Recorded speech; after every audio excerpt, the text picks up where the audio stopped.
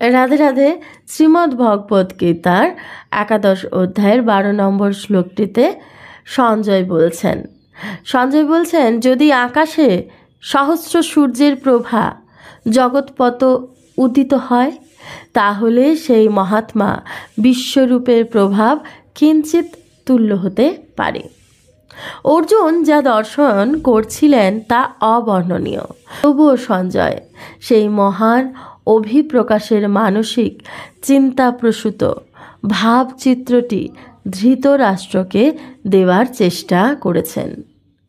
সঞ্জয় বা ধৃতরাষ্ট্র কেউই সেখানে উপস্থিত ছিলেন না, কিন্তু ব্যাসদেবের কৃপার প্রভাবে সঞ্জয় দেখতে পাচ্ছিলেন সেখানে কি হচ্ছিল।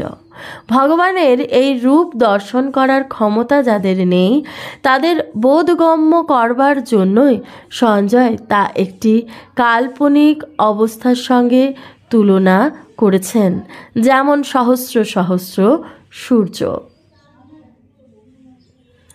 রাধে রাধে।